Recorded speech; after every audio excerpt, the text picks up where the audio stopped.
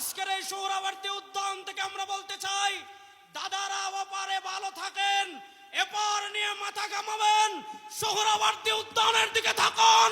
লক্ষ লক্ষ যুবক শাহাদাতের তামান্না নিয়ে প্রস্তুত আছে। কথা শেষ, কথা একটা বলতে চাই, 52 বছর নানা তন্ত্র দেখেছি, নানা মন্ত্র দেখেছি, চুরি বন্ধ হয়েছে, খুন বন্ধ হয়েছে, চাঁদাবাজি বন্ধ হয়েছে। এবার আমার নেতা পীর সাহেব চরমনাইর নেতৃত্বে বাংলার সংসদে আল্লাহর কোরআনের আইন বাস্তবায়ন করার জন্য আমরা রক্ত দেওয়ার জন্য প্রস্তুত আছি। না নয়, আর কোন তন্ত্রমন্ত্র দেখতে চাই না। এবার বাংলাদেশের সংসদে আল্লাহর কোরআনের বিজয় হবেই হবে ইনশাআল্লাহ।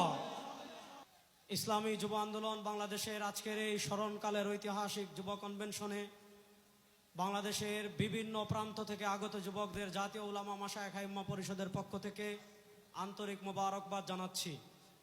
আমি সংক্ষিপ্তভাবে 3টা কথা বলবো। 1 নম্বর কথা, পৃথিবীর যেই রাষ্ট্রে যারা সংখ্যাগরিষ্ঠ তারা কখনো বৈষম্যের শিকার হয় না। আমরা দেখেছি ভারতে সংখ্যাগরিষ্ঠ হিন্দুরা, তারা বৈষম্যের শিকার হয় না। আমরা দেখেছি মায়ানমারে সংখ্যাগরিষ্ঠ হলো বৌদ্ধরা, তারা বৈষম্যের শিকার হয় না। আমরা দেখেছি ইসরায়েলে আপনার সংখ্যাগরিষ্ঠ হলো ইহুদিরা, তারা বৈষম্যের শিকার হয় না। আমরা দেখেছি ইংল্যান্ডে সংখ্যাগরিষ্ঠ হলো খ্রিস্টানরা, তারা বৈষম্যের শিকার হয় না।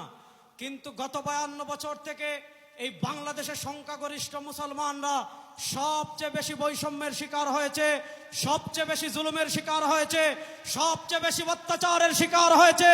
2024-এর জুলাই আগস্টের এই গণবিপ্লবের পর সময় এসেছে বাংলাদেশ থেকে সব বৈষম্যের শিকার উপড়ে ফেলে আল্লাহর কোরআনকে সংসদে বিজয় করতে হবে।